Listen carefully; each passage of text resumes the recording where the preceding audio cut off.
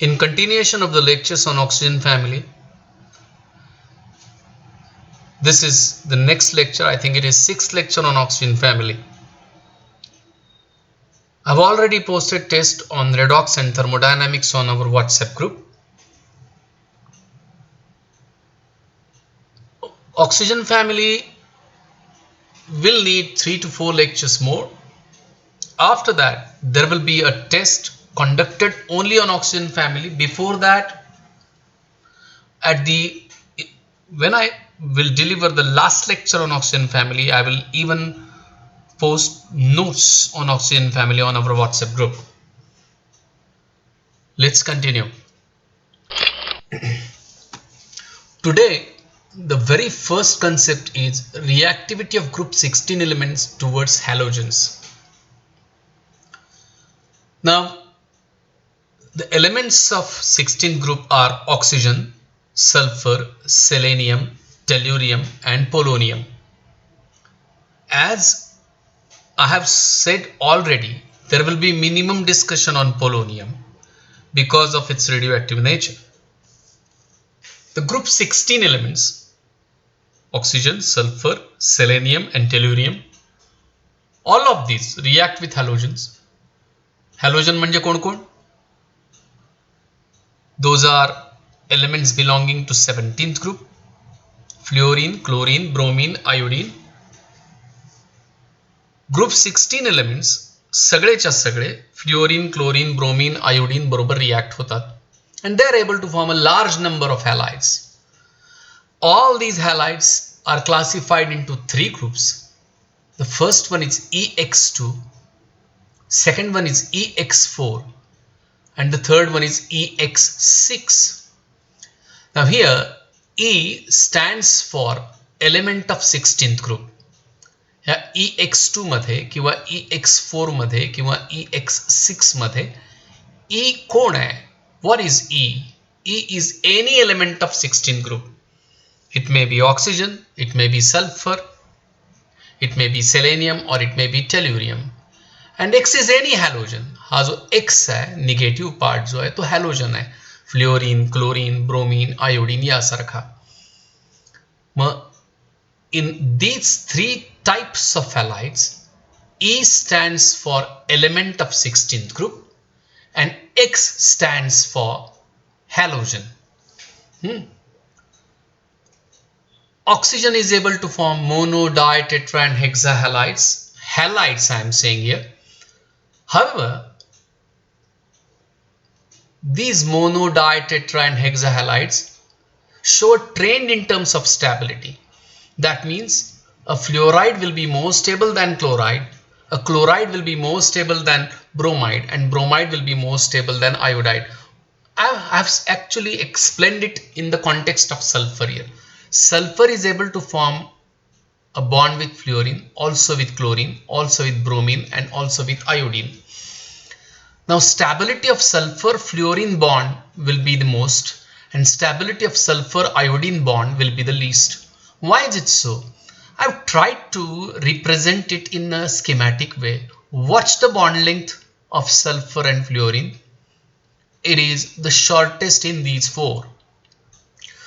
Sulfur chlorine bond length has increased a bit. Sulfur bromine bond length has increased further. And sulfur iodine bond is the longest bond. ठीक है? Sulfur fluorine bond is the shortest one, while sulfur iodine bond is the longest one. Now when the bond length is very short, the bond pair will be effectively controlled by the nucleus of sulfur and the nucleus of fluorine. Now if the bond pair is effectively controlled by the nucleus of sulfur and nucleus of fluorine, then the bond will be very strong, and as the bond is very strong, it is difficult to break. It is extremely stable. आता जेव्हा तुम्ही sulphur iodine bond कडे येता, watch the bond length. It is quite large. As sulfur and iodine bond is having a larger bond length, then the shared pair will not be effectively controlled by sulfur and iodine nuclei as it was controlled by sulfur and fluorine. जेवढं sulphur आणि फ्लोरीनची nuclei bond pair वरती control ठेवत होती तेवढा control shared pair वरती sulphur आणि आयोडीनचा असणार नाही. हा बॉन्ड वीक असेल and if the bond is weak it is less stable. म्हणून इथं दिलंय फ्लोराईडची स्टॅबिलिटी क्लोराईड पेक्षा जास्त आहे. Stability of chloride is more than bromide and stability of bromide is more than that of iodide. ठीक आहे, लेट्स कंटिन्यू. आपण ऍक्च्युली हे ऑक्सिडेशन स्टेट सल्फर कोणकोणत्या दाखवतो हे बघत असताना सांगितलेलं होतं. इन हेक्झाहॅलाइड्स, आता फॉर एक्झाम्पल सल्फर हेक्झाफ्लोराइड. सल्फर हेक्झाफ्लोराइड मध्ये सल्फर शोज +6 ऑक्सिडेशन स्टेट. आणि तुम्हाला मागचं लेक्चर आठवतंय का बघा, बघितलं असेल तर आठवणार. 2-3 वेळा, एक तर ते पहिल्यांदा बघण्याऐवजी डाउनलोड करून घेत जा आणि 2-3 वेळा बघत जा. It was a 55 minutes lecture, needed lots of efforts. ते मला डिलिव्हर करायला प्रचंड कष्ट लागलेले आहेत, बघत जा जरा. तर हा जो सल्फर आहे हा, if you remember that lecture oxidation states of sulphur, तर त्या लेक्चर मध्ये when sulfur was in +6, when sulfur is in +6 oxidation state, it actually undergoes sp3d2 hybridization. मग सल्फर हेक्झाफ्लोराइड असू दे किंवा सेलेनियम हेक्झाफ्लोराइड असू दे किंवा टेल्युरियम हेक्झाफ्लोराइड असू दे, in all these hexafluorides sulfur or selenium or tellurium, that means E, will always undergo sp3d2 hybridization. म्हणजे oxygen family मधल्या म्हणजे 16 group मधल्या कोणत्याही एलिमेंटचं हेक्झाफ्लोराइड जर तयार केलं तुम्ही तर त्यावेळी त्यातला जो E आहे तो +6 ऑक्सिडेशन स्टेट दाखवेल आणि त्याचं हायब्रिडायझेशन कुठलं असेल, sp3d2. आता तुम्ही हायब्रिडायझेशन शिकलाय, VSEPR शिकलेले लोक आहे, तर मग पटायला पाहिजे या सगळ्या हेक्झाफ्लोराइड्सना कसलं स्ट्रक्चर असणार, ऑक्टाहेड्रल स्ट्रक्चर. ठीक आहे. पण आता मला एक विचारायचं आहे की think about the stability factor again. Sulphur hexafluoride compare with the stability of selenium hexafluoride and then compare the stability of these two with tellurium hexafluoride. मला वैयक्तिक वाटतं SF bond being stronger, मगाशी सांगितलं the bond link बघा, obviously will be a strong bond, stable bond. टेल्युरियमचा size वाढला, टेल्युरियमचा atomic size वाढला. Sulphur 3 shells, selenium 4 shells, tellurium 5 shells. मग टेल्युरियम फ्लोरीन बॉन्डिंग जी आहे ती खूप जास्त असणार आहे. It will be quite a long bond, and if it is having a larger bond length, it will be a weak bond. मग हे जे आपण 3 हेक्झाफ्लोराइड्स बघतोय, सल्फर हेक्झाफ्लोराइड, सेलेनियम हेक्झाफ्लोराइड and टेल्युरियम हेक्झाफ्लोराइड, यातला SF6 will be strongest because SF bond is strongest. Why SF bond is strongest? Because it is shortest.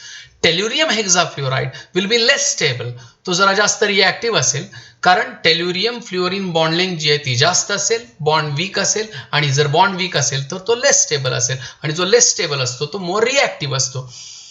All hexahalides, not necessarily hexafluorides, all hexahalides are colourless gases, and as E among these EX6 have undergone sp3d2 hybridization, they will have octahedral structure. ठीक आहे. आता EX4 पुन्हा oxidation state of sulphur, जो मी मागच्या lecture मध्ये oxygen फॅमिलीच्या discuss केलं तर ते आठवा. In EX4, E stands for element of oxygen family and X stands for any halogen. Now in this tetrahalide, in these tetrahalides, E actually stands for oxygen family element and X stands for any halogen. E will be showing +4 oxidation state here. आणि 8व्या lecture मध्ये त्या काय सांगितलं तर, if an oxygen family element is showing +4 oxidation state, जर एखाद्या oxygen family element मधला element +4 oxidation state दाखवत असेल, ऑक्सिजन तर शक्यच नाही पण बाकीचे +4 ऑक्सिडेशन स्टेट दाखवत असेल, तर त्याचं हायब्रिडायझेशन काय असते, sp3d हायब्रिडायझेशन आहे. हां, sp3 डिहायब्रिडायझेशन आहे. एक लोन पेअर आणि 4 बॉन्ड पेअर्स असतात. एक लोन पेअर आणि 4 बॉन्ड पेअर्स असतात. तुम्ही ते ऑक्सिडेशन स्टेट पुन्हा बघा. मी नोट्स टाकतो त्यावेळेला बघा वाटलं, किंवा ते लेक्चर पुन्हा बघा.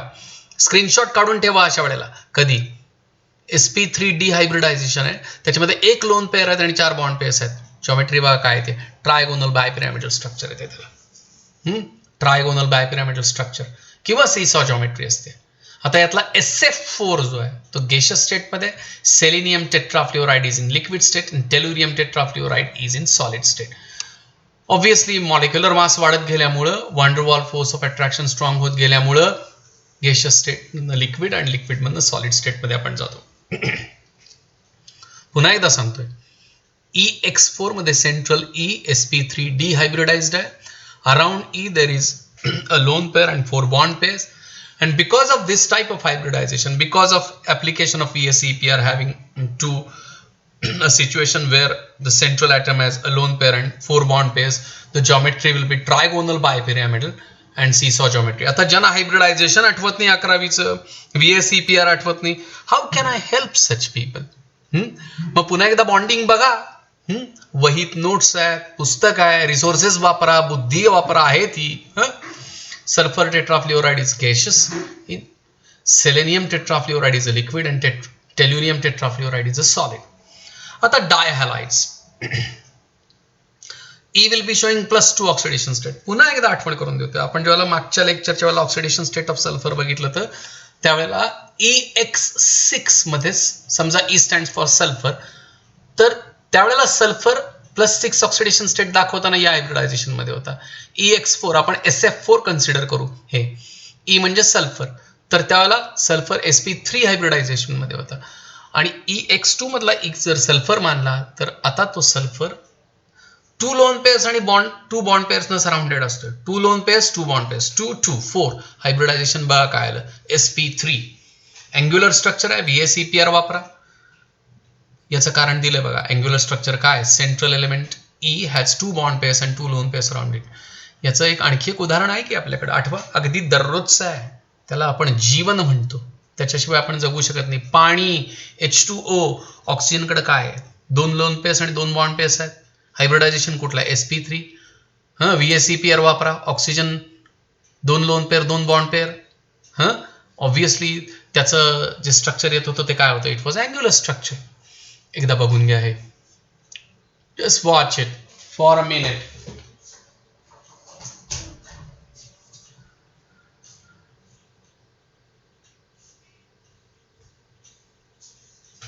Watch it carefully.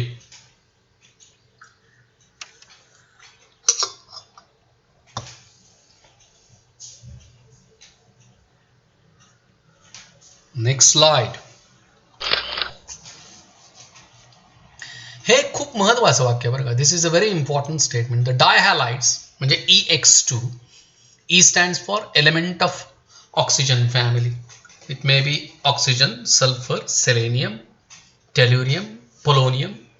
X stands for any halogen. आता 2 हॅलोजन्स आहेत ना, म्हणून याला डायहॅलाइड म्हटलं. 4 असते तर त्याला टेट्राहॅलाइड म्हटलं असतं, 6 असते तर हेक्साहॅलाइड म्हटलं असतं. तर हे जे डायहॅलाइड्स आहेत, they have a tendency to undergo disproportionation. आता disproportionation म्हणजे काय, wait here. This is the reaction observing 2 moles of selenium dichloride gives selenium tetrachloride plus selenium. आता here in selenium dichloride, selenium is in +2 oxidation state. हा 2 बघू नका बाबांनो please, कृपया. Molecular फॉर्म्युलावरती फोकस करा. सेलेनियम डायक्लोराइड, क्लोरीन -1 ऑक्सिडेशन स्टेटचं आहे. मी एवढंच आता सांगणार की in selenium dichloride, selenium is in +2 oxidation state. Oxidation state कशी फाइंड आउट करायची, वोंट हेल्प यू हिअर. बघा तुम्ही आता ते selenium tetrachloride, selenium is in +4, म्हणजे +2चा +4 झाला, +2चा +4 झाला.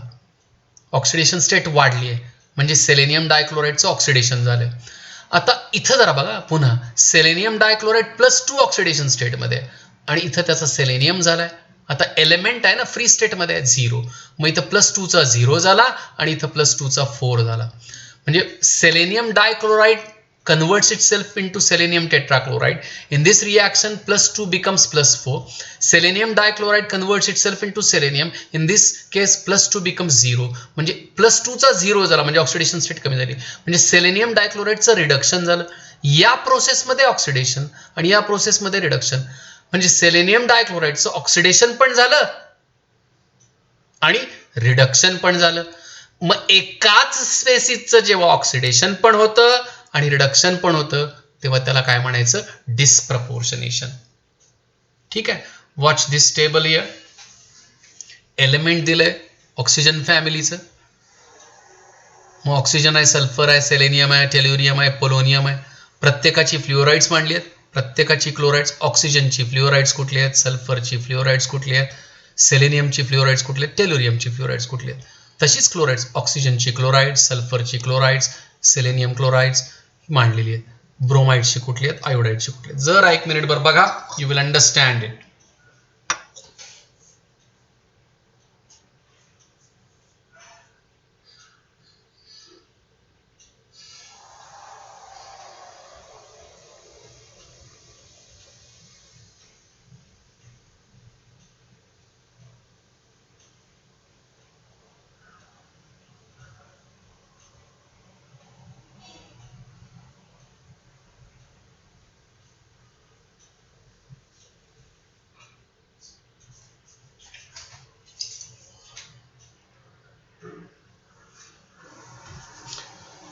बघितलं का? Have you seen that table please? थोडा जास्त वेळ वाटला असेल. ठीक आहे. आता याच्यातल्या काही कंपाऊंडची इथं माहिती दिली. Sulphur hexafluoride is a colourless, okay, odourless, non inflammable gas. ह्याचं ऑक्सिडेशन होऊ शकत नाही. आता नॉन इन्फ्लेमेबल म्हणजे अदहनीय, अज्वलनीय, ज्याचं ज्वलन होऊ शकत नाही. Non inflammable. मला जरा याचा विचार करून उत्तर द्या बाळांनो. हा नॉन इन्फ्लेमेबल आहे, अदहनीय आहे, हा ज्वलन होऊ शकत नाही याचं. आता अदहनीय नाही आहे, ज्वलन होऊ शकत नाही म्हणजे ऑक्सिडेशन होऊ शकत नाही. का होऊ शकत नाही सल्फर हेक्साफ्लोराइडचं ऑक्सिडेशन? विचार करा. तुम्हाला आठवते का चिमण्यानो?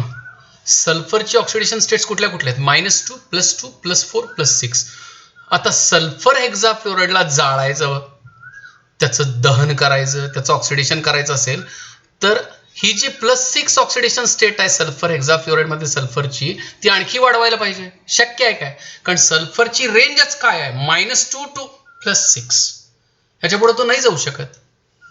ठीक आहे. सल्फर हेक्साफ्लोराइड मध्ये आणखी एक मुद्दा असा आहे की sulphur fluorine bond very strong. It is very strong bond आणि त्यामुळं तो ब्रेक करायला अवघड आहे. It's a bit difficult to break. मग आता बॉन्ड स्टेबल असेल, स्ट्रॉंग असेल, डिफिकल्ट टू ब्रेक असेल तर तो रिॲक्शन मध्ये भाग घेण्याची शक्यता कमी आहे. Extremely inert, insoluble in water. जरा प्लीज या प्रॉपर्टीज बघून घ्या. Colourless, odorless, non-inflammable, insoluble in water and extremely inert. आता सेलेनियम हेक्साफ्लोराइड. आता सल्फर पेक्षा सेलेनियमचा ॲटॉमिक साईज लार्ज झाला ना, मग याचा परिणाम काय होईल विचार करा की जरा.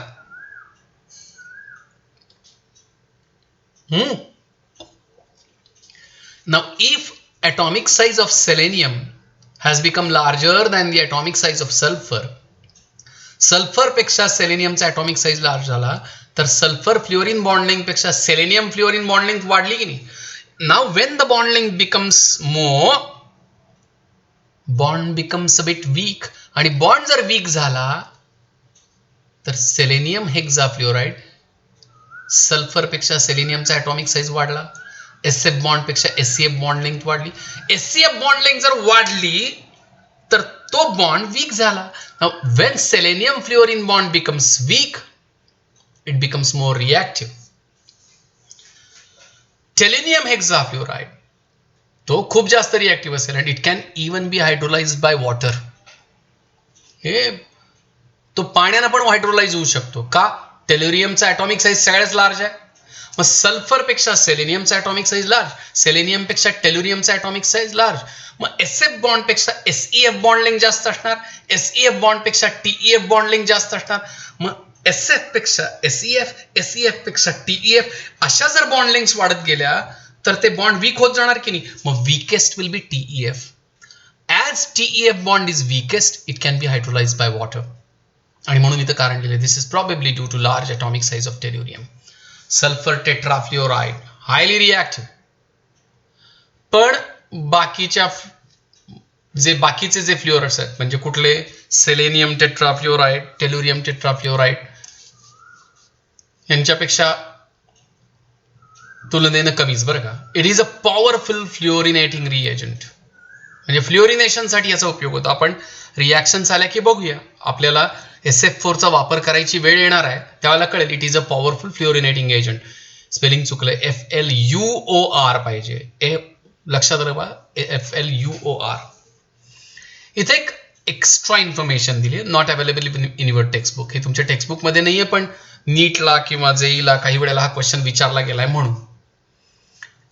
सल्फर डायक्लोराइड, आपण डायहॅलाइड्स बघतोय ना, sulfur dichloride it's commercially important का, because it easily adds across the double bonds in alkenes. Alkenes मधल्या डबल बॉन्डला च्या अक्रॉस तो इझिली ऍड होतो. आणि when sulfur dichloride gets added across the double bond in alkene, एक gas तयार होतो which is called as mustard gas, which is notorious. हा त्रासदायक आहे, हानिकारक आहे. This gas was first used in World War I and more recently in 1988 in the Iran-Iraq war. लक्षात ठेवा, फॅक्च्युअल आहे, लक्षात ठेवा. ठीक आहे, बघून घ्या जरा एकदा टेबल पुन्हा, इफ यू डोंट माइंड. सोपं आहे आजचं लेक्चर, एवढं बघा. आणि डिस्प्रपोर्शनेशन म्हणजे काय पुन्हा एकदा वाटलं. सेलेनियम डायक्लोराइड मध्ये सेलेनियमची ऑक्सिडेशन स्टेट वाढली आहे, सेलेनियम डायक्लोराइड मधलीच सेलेनियमची ऑक्सिडेशन स्टेट कमी झाली आहे. म्हणजे selenium dichloride undergoes oxidation and selenium dichloride undergoes reduction. म्हणजे एकाच स्पेसिसचं ऑक्सिडेशन पण झालं आणि रिडक्शन पण झालं. असं जेव्हा होतं तेव्हा त्याला काय म्हणायचं, disproportionation. That is called as disproportionation. Let's move. Oxygen बरोबरची रिॲक्टिव्हिटी आहे. दोन टाईपची ऑक्साइड्स तयार होतात, एक आहे MO2 आणि दुसरी आहे MO3. जसं SO2 and SO3, sulphur dioxide. एक लक्षात घ्या, M इथं स्टँड करतोय एलिमेंट ऑफ, इथं दिले 16th ग्रुप, मग तो सल्फर असेल, सेलेनियम असेल, टेल्युरियम असेल. ऑक्सिजन कसा असेल ना, आता रिॲक्टिव्हिटी ऑफ ऑक्सिजनच्या वेळेला ऑक्सिजनच घेणार काय, मग it will be sulfur, selenium, tellurium. Very less discussion on polonium as usual. M element of the 16th group. Examples of oxides of 16 group लिहिलेत, sulfur dioxide, selenium dioxide, sulfur trioxide, tellurium trioxide, etc. Sulfur dioxide is a reducing agent, while tellurium dioxide is an oxidizing agent. These oxides are acidic in nature because they form oxoacids. आपल्याला पुढे आहे नंतर, don't worry about it. ह्याचं explanation पुढच्या slides मध्ये. Sulfur dioxide reducing agent का आहे याचा विचार करा. आणि tellurium dioxide is oxidizing agent का आहे, आपल्याला पुढे रिॲक्शन्स आहेत या सगळ्यांच्या, त्यावेळेला मी एक्सप्लेन करीन. I will explain it. आता हा खूप महत्वाचा पार्ट आहे आजच्या लेक्चर मधला. Sulfur dioxide is a reducing agent, tellurium dioxide is an oxidizing agent. याचं एक्सप्लेनेशन आपल्याला याच फॅमिलीमध्ये नंतर 2-1 लेक्चर्स नंतर आहे. Okay. Classification of oxides on the basis of chemical properties. ऑक्साइड्सचं क्लासिफिकेशन कशाच्या आधारे, केमिकल प्रॉपर्टीजच्या आधारे. प्लीज, क्लासिफिकेशन कुणाचं, ऑक्साइड्सचं. कशाच्या आधारे, केमिकल प्रॉपर्टीजच्या आधारे.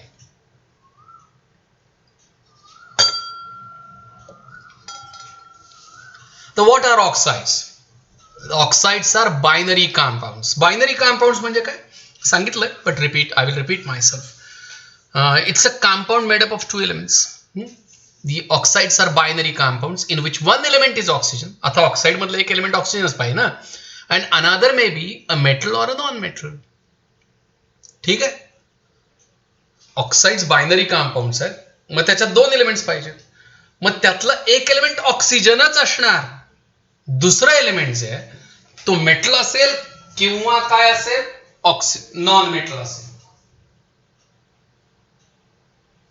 What is a binary compound, what is an oxide. Oxide काय आहे, बायनरी कंपाऊंड आहे. आणि जर ते बायनरी कंपाऊंड आहे तर ते किती एलिमेंट्स पासून बनलंय, 2 एलिमेंट्स पासून. त्यातलं एक एलिमेंट कंपल्सरी काय पाहिजे, ऑक्सिजन. आणि दुसरं एलिमेंट काय असू शकते, मेटल किंवा नॉन मेटल.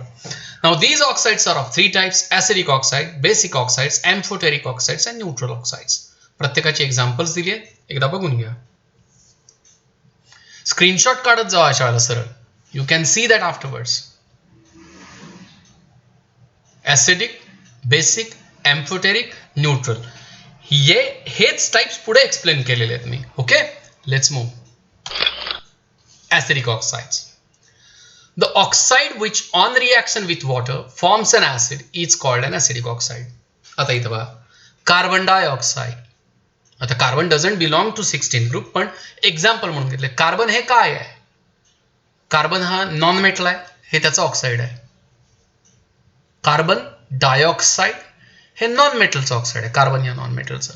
वॉटर बरोबर रिॲक्ट झालाय, H2CO3 कार्बोनिक ऍसिड मिळालं. The oxide which on reaction with water forms an acid is called an acidic oxide. मी या वाक्याचं एक्सप्लेनेशन देतो.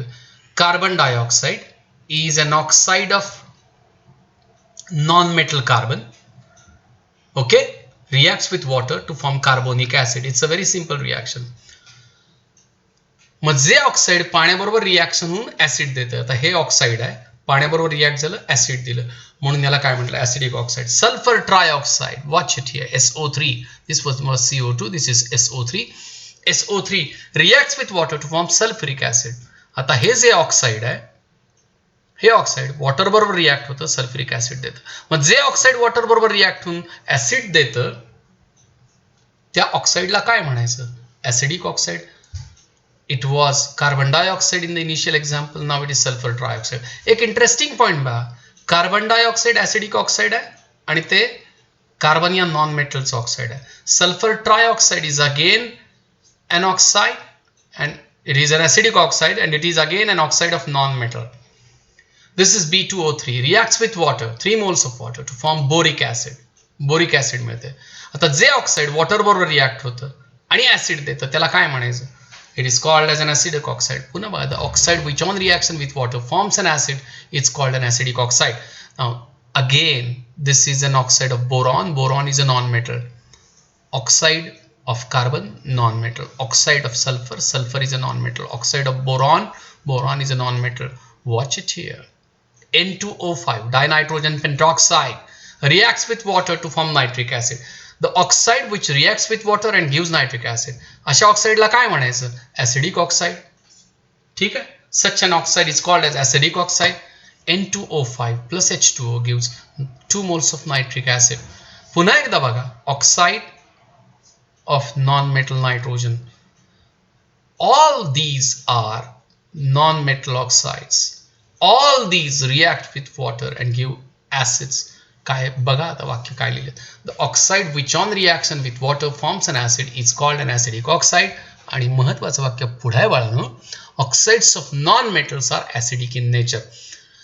आता शेवटचं एक्झाम्पल बघा, P4O10. this is a dimer of phosphorus pentoxide.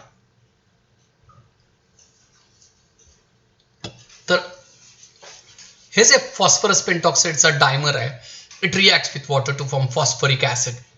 ठीक आहे, आता इथं oxide reacts with water to form acid. काय सांगतोय, oxide reacts with water to form an acid. अशा ऑक्साइडला काय म्हणायचं, ऍसिडिक ऑक्साइड. आणि प्रत्येक वेळी हे ऍसिडिक ऑक्साइड जे आहे नेचरनं, ते एका नॉन मेटलचं ऑक्साइड आहे. आता ऑक्साइड ऍसिडिक का, तर आपण म्हणतोय की gives acid on reaction with water. म्हणजे ही सगळी ऑक्साइड्स वॉटर बरोबर रिॲक्ट होऊन ऍसिड देतात. ही सगळी ऑक्साइड्स ऑफ नॉन मेटल्स आहेत. म्हणून ही दोन पहिली फीचर्स, दोन पहिली वाक्य वाचा जरा.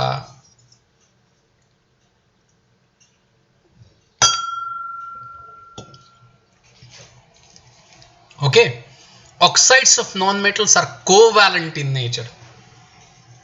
का रे, हे वाक्य केवढं महत्वाचं आहे. Oxides of non metals are covalent in nature का असतील सांगा मला. विचार करा एक मिनिटभर. आपण वर्गात बसलोय असंच व्हायला पाहिजे, लक्षात ठेवा.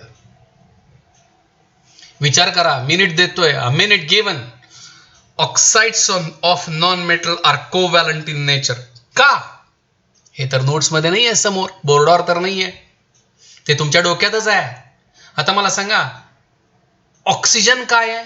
नॉन मेटल आहे, म्हणजे तो इलेक्ट्रॉन गेन करण्याच्या टेंडन्सी आहे. आता ऑक्साइड ऑफ नॉन मेटल मधला नॉन मेटल पण इलेक्ट्रॉन गेन करणार आहे आणि ऑक्सिजन पण इलेक्ट्रॉन गेन. आता बघा ना इथं सल्फर ट्राय ऑक्साइड मध्ये ऑक्सिजन नॉन मेटल आहे, सल्फर पण नॉन मेटल आहे. मग दोन्ही नॉन मेटल असेल तर आयनिक बॉन्ड तयार होईल काय? नाही. आयनिक बॉन्ड केव्हा तयार होतो? When there is loss and gain of electrons. One has to be metal and the other has to be non metal. इथं दोघही इलेक्ट्रॉन गेन करणारे आहेत, दोघही.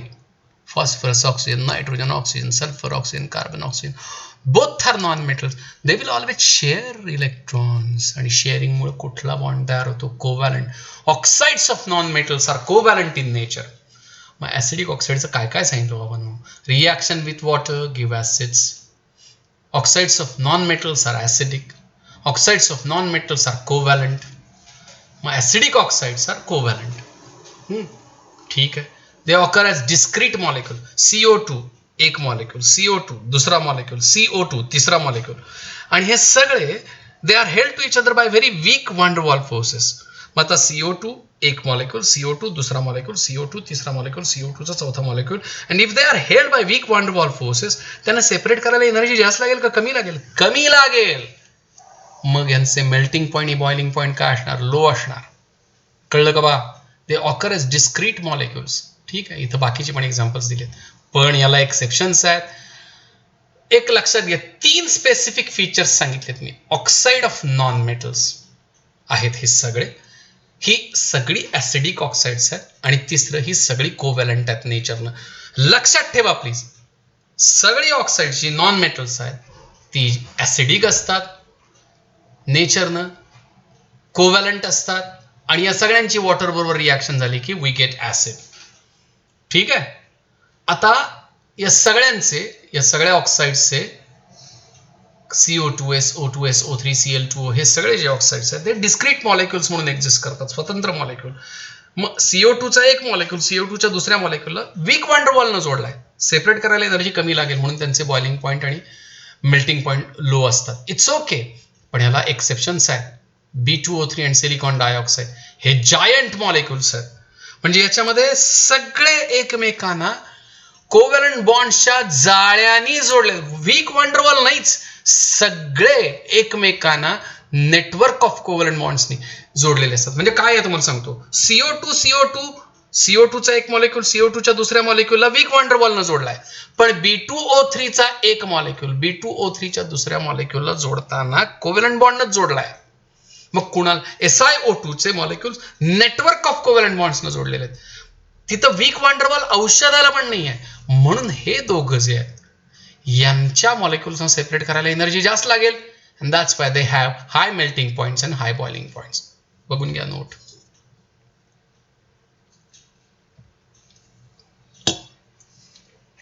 ठीक.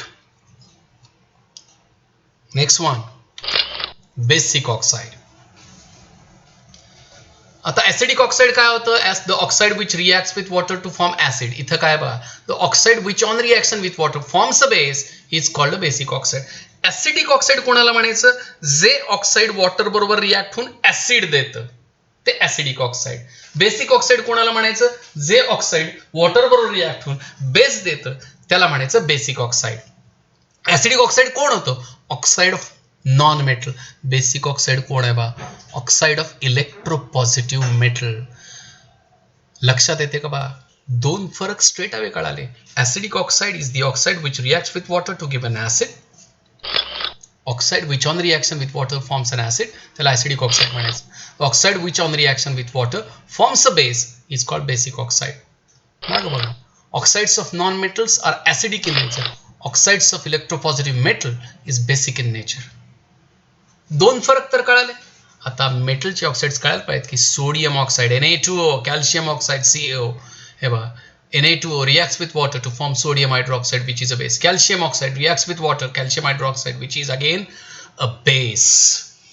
मग metal oxide, basic oxide, water बरोबर रिॲक्ट होऊन बेस देणार. Metal oxide, basic oxide, water बरोबर रिॲक्ट होऊन बेस देणार. आता मगाशी ऍसिडिक ऑक्साइड्स काय होती नेचरनं? नॉन मेटलची होती ना ती, कोव्हॅलेंट. हे बघा बेसिक ऑक्साइड्स आहेत, मेटल ऑक्साइड्स आहेत, नेचरनं कशी आहेत बघा, आयनिक. आणि please this is a very important statement, lattice energy of ionic oxides, sodium oxide, calcium oxide म्हणजे basic oxide is very high. एकतर आपल्याला थर्मोडायनामिक्स मध्ये झालेलं आहे आणि आपल्याला पुन्हा हे सॉलिड स्टेटमध्ये येणार आहे, डोंट वरी. आणि त्यामुळे यांचे, या बेसिक ऑक्साइड्सचे म्हणजे आयनिक ऑक्साइड्सचे म्हणजेच मेटल ऑक्साइड्सचे मेल्टिंग पॉइंट्स काय असतात, दे आर व्हेरी हाय. ठीक आहे. आता इथे एक वाक्य आहे, खूप महत्वाचं वाक्य आहे. There are metal oxides having molecular फॉर्म्युली M2O3 and MO2. या मॉलिक्युलर फॉर्म्युलाची जी मेटल ऑक्साइड्स आहेत M2O3 आणि MO2 do not react with water even though they are ionic in nature. Interesting statement. जे मेटल ऑक्साइड M2O3 आणि MO2 या molecular फॉर्म्युल्यात बसतात, हा, त्यांची water बरोबर रिॲक्शन होत नाही, इट्स ओके. पण त्याही पेक्षा महत्वाचं काय आहे, ते आयनिक असूनही होत नाही. मग त्यांची बेसिसिटी कशी प्रूव्ह होणार? कारण आपण तर म्हटलं तर की बेस कोणाला म्हणायचं, वॉटरमध्ये ऍड करा हायड्रॉक्स, वॉटर बरोबर रिॲक्टच होत नाही ते. मग त्यांची बेसिसिटी प्रूव्ह कशी करायची? मग M2O3 MO2 यांना रिॲक्ट करायचं ऍसिड बरोबर. मग M2O3 आणि MO2 जेव्हा ऍसिड बरोबर रिॲक्ट होतात तेव्हा सॉल्ट आणि वॉटर देतात. त्यांना पाण्यात टाकून त्यांची बेसिसिटी प्रूव्ह होत नाही, म्हणून त्यांना ऍसिड बरोबर रिॲक्ट केलं, सॉल्ट आणि वॉटर तयार झालं, म्हणून M2O3 आणि MO2 जे आहेत ते बेसिक आहेत. There basicity cannot be proved by adding them in water because they do not react with water even though they are ionic. तुम्ही म्हणाल की का होत नाहीत? इथं वाक्य बघा. बॉन्ड ब्रेक करायला लागणारी एनर्जी काय असणार आहे? खूप जास्त असणार आहे. That's why. समजलं का बघा? ओके. मग एक्झाम्पल्स दिले त्याचे, हे टेल्युरियम ट्रायऑक्साईड दिले, बिस्मथ ट्रायऑक्साईड दिले, थोरियम डायऑक्साईड दिले. ही जी सगळी आहेत, हे थॅलियम आहे सॉरी, ही सगळी एक्झाम्पल्स जी आहेत ही या प्रकारची आहेत. हा पॅराग्राफ खूप महत्वाचा आहे बरं का. पुन्हा सांगतोय, M2O3 आणि MO2 या प्रकारची जी मेटल ऑक्साइड्स आहेत ती वॉटर बरोबर रिॲक्ट होत नाही, प्लीज लक्षात ठेवा. मग त्यांची बेसिसिटी कशी प्रूव्ह होते? यांना जेव्हा तुम्ही ऍसिड बरोबर रिॲक्ट करता आणि सॉल्ट आणि वॉटर तयार होते. आता मला सांगा, ज्यांची ऍसिड बरोबर रिॲक्शन होऊन सॉल्ट आणि वॉटर तयार होते ते कोण असणार? बेसिक. मग M2O3 आणि MO2 metal oxides cannot prove their basicity by adding them in water. We can prove their basicity by their reaction with acid to form salt and water. याची proper examples इथे दिलेली आहेत. आता पुढे खूप महत्वाचं आहे, हे दोन्ही पॅराग्राफ महत्वाचे आहेत. When a metal exist in more than one oxidation state and hence can form more than one oxide. आता बघा, क्रोमियम CrO, Cr2O3, CrO3, इथं +2 ऑक्सिडेशन स्टेट आहे, इथं +3 आहे. इथं बघा काय आहे, व्हॉट इज इट? इथं +2, इथं +3, इथं +6. ओके. मग क्रोमियमचं हे ऑक्साईड आणि हे ऑक्साईड, या तिन्ही ऑक्साइड्समध्ये क्रोमियमची ऑक्सिडेशन स्टेट काय आहे? वेगवेगळे. इथं पण बघा, PbO lead oxide, PbO2 lead dioxide, इथं +2 आहे लेड आणि इथं +4 आहे. आता हे ऑक्सिडेशन स्टेट कसे काढायचे शोधून तुमचं तुम्ही बघा, इट्स नॉट माय प्रॉब्लेम. हां, हे बघा, अँटीमनीचं ऑक्साईड आहे, हेक्झा ऑक्साईड आणि हे ते ऍक्च्युली Sb4O10 आहे. यामध्ये पण बघा अँटीमनीची ऑक्सिडेशन स्टेट वेगवेगळी येणार आहे. मग क्रोमियमची या ऑक्साइड्समध्ये वेगवेगळी ऑक्सिडेशन स्टेट आली, लेडची या दोघांमध्ये ऑक्सिडेशन स्टेट वेगळी आली, इथं अँटीमनीची वेगवेगळी आली. अशा वेळी जी लोएस्ट ऑक्सिडेशन स्टेट असती ती आयनिक असते आणि मोस्ट बेसिक असते.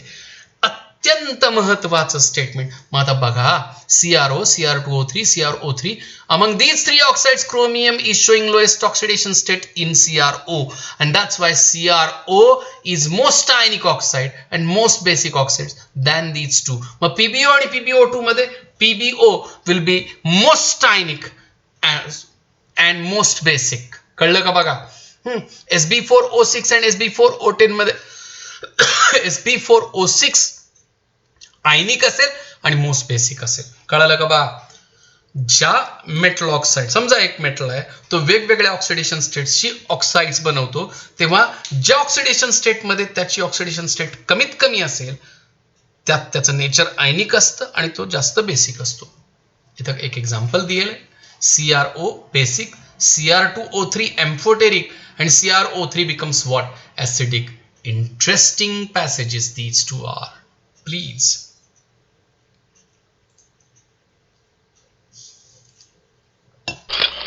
Amphoteric oxide. 10th standard. The oxide which shows both acidic and basic characteristics is called an amphoteric oxide. Amphoteric oxide म्हणजे उभयधर्मी, जे ऍसिडिक प्रॉपर्टीज पण दाखवतं आणि बेसिक प्रॉपर्टीज पण दाखवतं. ओके, आता इथं बघा, aluminium oxide reacts with acid, form salt and water. Aluminium oxide reacts with base, form salt and water. इथं गडबड झाली, हे थ्राईस H2O इकडे पाहिजे होतं. हे थ्राईस H2O बाणाच्या उजव्या बाजूला पाहिजे होतं. असू दे, जरा तेवढं करेक्ट करून घ्या. हे जे प्लस थ्राईस H2O आहेत ना, ते रिॲक्टंट्सच्या बाजूला गेले, ते कृपया या बाजूला पाहिजे तेवढं लक्षात ठेवा. Aluminium oxide reacts with acid, salt and water. Aluminium oxide reacts with base, salt and water. मग ऍसिड बरोबर रिॲक्ट होताना Al2O3 काय आहे? बेस आहे. आणि बेस बरोबर रिॲक्ट होताना Al2O3 काय आहे? ऍसिड आहे. म्हणजे aluminium oxide can show basic properties as well as acidic properties. अशा ऑक्साइड्सना काय म्हणायचं? Amphoteric oxide. सहसा जेव्हा एखादा मेटल एक मॉडरेट ऑक्सिडेशन स्टेट दाखवतो ना, म्हणजे ती ऑक्सिडेशन स्टेट कमी पण नसते आणि जास्त पण नसते, अशा वेळेला तो एम्फोटेरिक नेचर दाखवायची शक्यता असते. Some other examples of amphoteric oxides are mentioned here. This is beryllium oxide, aluminum oxide, gallium trioxide आहे, lead oxide आहे, zinc oxide आहे. आता तुम्ही लेफ्ट टू राईट जेव्हा जाता, आता लेफ्ट टू राईट पिरियड मध्ये जेव्हा जाता, तेव्हा लेफ्टला कोण असतात सांगा मला? पिरियॉडिक टेबल मध्ये लेफ्टला मेटल असतात आणि राईटला नॉन मेटल असतात. मग मेटलचं ऑक्साईड बेसिक आहे आणि नॉन मेटलचं ऑक्साईड ऍसिडिक आहे. म्हणजे बघा, मेटल लेफ्टला, नॉन मेटल राईटला. मेटल लेफ्टला metal oxide basic, non metal राईटला नॉन मेटल ऑक्साईड ऍसिडिक. मग लेफ्ट टू राईट जाताना मेटल ऑक्साईड कडनं नॉन मेटल ऑक्साईड कडे जाताना बेसिक कडून ऍसिडिक कडे जायचं. मध्ये कोण लागणार? एम्फोटेरिक. कळलं का बघा? निश्चित समजलं का? Got it or not? हे बघा इथं दाखवले. सोडियम, तुम्हाला थर्ड पिरियड आठवतो ना? Sodium, magnesium, aluminium, silicon, phosphorus, sulphur and chlorine. Argon नाही घेतलं. आर्गॉनचं ऑक्साईड का तयार केलं नाही? तुम्ही तर घरात तयार करा आणि दाखवा मला. ओके, आर्गॉनचं ऑक्साईड. ठीक आहे. Sodium, magnesium, aluminium, silicon, phosphorus, sulfur, chlorine across the third period गेलो. या प्रत्येकाचं ऑक्साईड मांडले. आता सोडियम मेटल आहे, त्याचं ऑक्साईड बघा strongly basic. Chlorine non metal आहे, त्याचं ऑक्साईड बघा strongly acidic. Metal oxide basic, non metal oxide acidic. Extreme लेफ्टला एक्स्ट्रीम इलेक्ट्रोपॉझिटिव्ह मेटल आहे, व्हेरी स्ट्रॉंगली बेसिक. एक्स्ट्रीम राईटला हायली इलेक्ट्रोनेगेटिव्ह नॉन मेटल आहे, त्याचं ऑक्साईड स्ट्रॉंगली ऍसिडिक. आता मेटॅलिक कॅरेक्टर कमी होत जातं, नॉन मेटॅलिक कॅरेक्टर वाढत जातं, त्यामुळे बेसिसिटी कमी होत जाते आणि ऍसिडिक कॅरेक्टर वाढत जाते. तुम्ही बघू शकता Na2O पेक्षा कमी बेसिक आहे MgO. Al2O3 is amphoteric. SiO2 weekly acidic. P4O10 acidic. SO2 strongly acidic, spelling चुकले स्ट्रॉंगलीचं. आणि Cl2O7 व्हेरी स्ट्रॉंगली ऍसिडिक. तुम्ही मेटल कडून नॉन मेटल कडे जाता, मेटल ऑक्साईड कडनं नॉन मेटल ऑक्साईड कडे जाता, तेव्हा बेसिसिटी कमी होत जाते आणि ऍसिडिक कॅरेक्टर वाढत जाते. व्हेरी इम्पॉर्टंट चार्ट मध्ये एम्फोटेरिक सापडेल तुम्हाला. ठीक आहे. याशिवाय वेगळ्या प्रकारे पण क्लासिफिकेशन करता येतं. आता आत्तापर्यंत आपण ऍसिडिक, बेसिक, एम्फोटेरिक ऑक्साईड अशी क्लासिफिकेशन बघितली. ते केमिकल प्रॉपर्टीजच्या आधारे होतं. Now this classification is on the basis of oxygen content. एखाद्या ऑक्साईड मध्ये ऑक्सिजनचं कंटेंट किती याच्या आधारे. नॉर्मल ऑक्साइड्स आता कसं ओळखायचं normal oxide? These contain oxygen atoms according to their normal oxidation state. म्हणजे काय? -2 ही जी आहेत ना MgO, H2O, CaO, Li2O, L2O3 या सगळ्या ऑक्साईड्समध्ये ऑक्सिजनची ऑक्सिडेशन स्टेट -2 आहे. कशी काय? आता नाही सांगणार मी. रेडॉक्स ऐकायला पाहिजे. कष्टानं नाईक सरांनी एवढी लेक्चर्स युट्यूबवर टाकलेत, बघत जाऊ जरा. मग ज्या ऑक्साईड्समध्ये ऑक्सिजनची ऑक्सिडेशन स्टेट -2 असते त्यांना काय म्हणायचं? Normal oxides. दुसरा टाईप आहे पॉलीऑक्साइड्सचा. आता याच्यामध्ये ऑक्सिजन नॉर्मल व्हॅलन्सीपेक्षा वेगळी व्हॅलन्सी दाखवेल, त्यांना म्हणायचं पॉलीऑक्साइड्स. म्हणजे ज्या ऑक्साइड्समध्ये oxygen will show oxidation state other than -2, म्हणजे जी नॉर्मल व्हॅलन्सी आहे -2 त्याच्यापेक्षा वेगळी, तर त्यांना म्हणायचं पॉलीऑक्साइड्स. त्यातलं पहिलं आहे पेरॉक्साईड. ऐकलंय का कुठं? बघा बघू, आठवते काय पेरॉक्साईड? या सगळ्या पेरॉक्साइड्समध्ये ऑक्सिजनची ऑक्सिडेशन स्टेट काय असते? -1. This is hydrogen peroxide, this is sodium peroxide, this is barium peroxide, like that. कळाले का बघा निश्चित.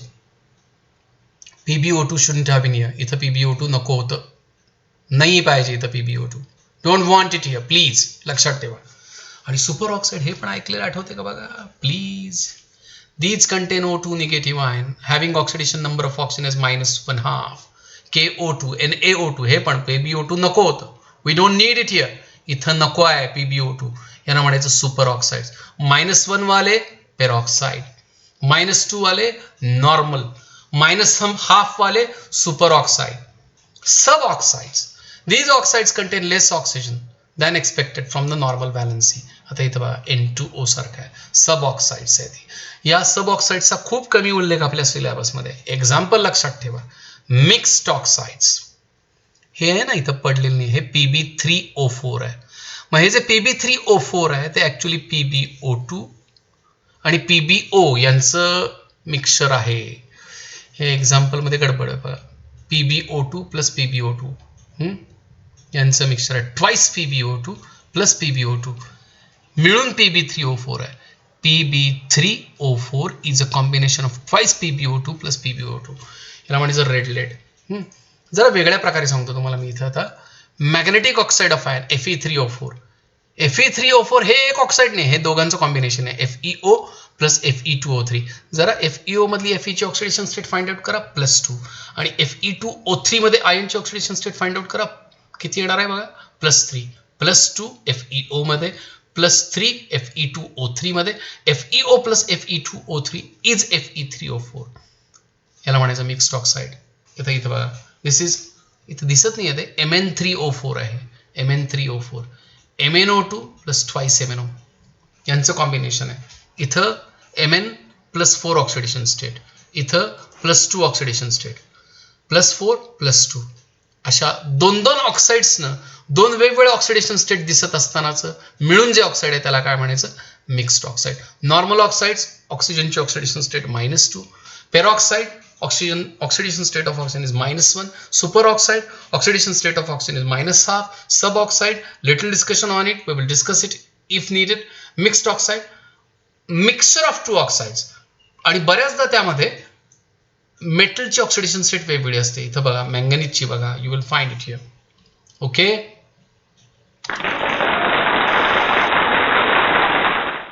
end of lecture. Oxygen 6 completed. We will need 2 or 3 lectures. मी शेवटच्या लेक्चरच्या वेळी नोट्स पण पोस्ट करतोय. कृपया तुम्ही जेव्हा व्हिडिओ बघता तेव्हा तो डाउनलोड करा, 4-5 वेळा बघा आणि टेक्स्टबुक तुमच्याकडे आता PDF फॉर्मॅटमध्ये असेल तर तेही वाचा. टेक्स्टबुकमध्ये सिक्वेन्स थोडासा वियर्ड आहे पण तरीही वाचत राहा. Keep on working. आणि मला टेस्ट सोडवा, मी उद्या रात्री त्याच्या हिंट्स टाकणार आहे आणि मला त्याचा रिपोर्ट द्यायचा, किती मार्क पडले कळवायचं. रेडॉक्स पण आहे बरं का त्याच्यामध्ये. नंतर पहिले 25-30 क्वेश्चन्स थर्मोचे आहेत आणि नंतर रेडॉक्सचे आहेत. I expect a good performance from you. आणि तुम्ही मला रिझल्ट कळवलं तर बरं वाटेल. थँक्यू.